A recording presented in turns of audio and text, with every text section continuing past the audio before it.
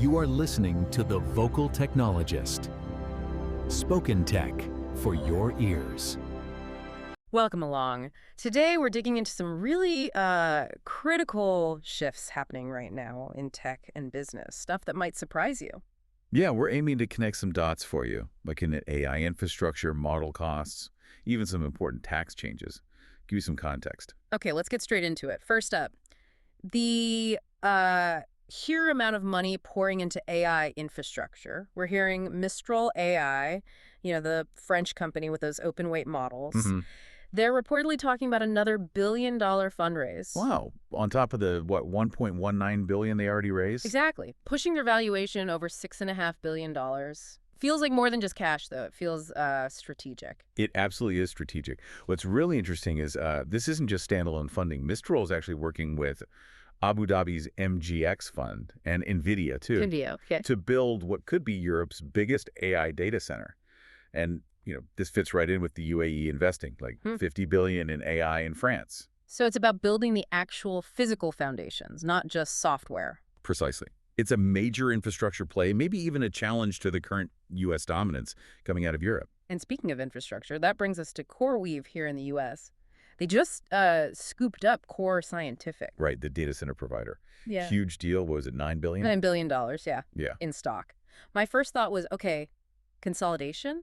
Or is this about a desperate need for AI capacity right now? Oh, it's definitely the need for capacity. The key detail here is that Core Scientific's GPUs, they were mining Bitcoin. Ah, okay. And now, basically, all of those GPUs are being switched over to power generative AI models. So repurposing existing hardware on a massive scale. Exactly. It just shows the intense demand.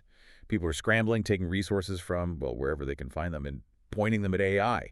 It's kind of a repurpose or get left behind situation. Wild. Okay, let's switch gears slightly to something maybe counterintuitive. The economics of running these AI models. Yes, this one's fascinating.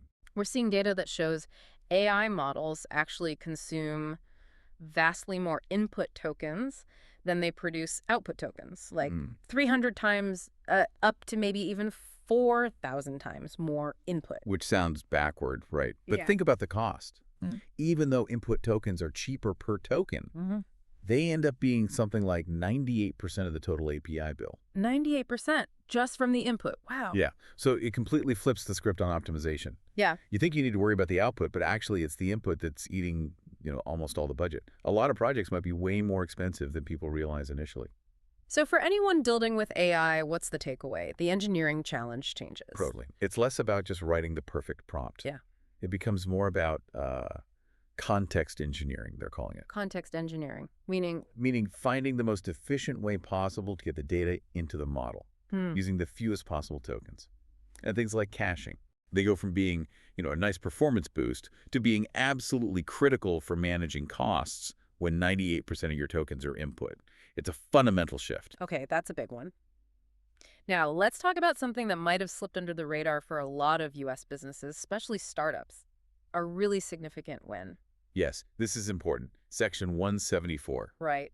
That whole 5-year R&D expense amortization thing, it's gone. Yeah. Done. Congress reversed it, which is just, a direct shot in the arm for innovation. U.S.-based R&D costs are now fully deductible right away, immediately. And there's more, isn't there, for smaller companies? Absolutely. If you're a startup with under, I think it's $31 million in revenue, you can actually get retroactive refunds. Refunds for what? For all the R&D expenses you amortized back since 2022, you've got a 1-year window now to file amended returns, or you can take a catch-up deduction in 2025. So that's potentially serious cash back for small companies doing R&D. Exactly. Think about a small biotech or a software startup. That could be crucial capital, freed up for actual innovation, not tied up in accounting rules. Okay, so we've covered some big ground. Massive AI investments, surprising model costs, and a really helpful tax change. We have. And maybe a final thought for you to chew on. This idea of money or dreams. Okay. Back around 2010, drop shipping was everywhere. Quick money, easy setup. Now we're seeing maybe a similar thing with AI wrappers. Kids making, huge ARR quickly. All right, the quick wins. But most of those drop shippers vanished. Then you look at Nike. They basically drop shipped Japanese shoes for like a decade before they built their own brand, their own dream. Interesting parallel. So maybe the point isn't choosing between the quick money and the big dream. Maybe sometimes you need the money printer, the quick revenue stream, to actually fund the generational dream you want to build. That's definitely something to think about. How do these trends, these insights apply to what you're working on? Worth reflecting on. Thanks for joining us for this discussion today. Spoken Tech for your ears.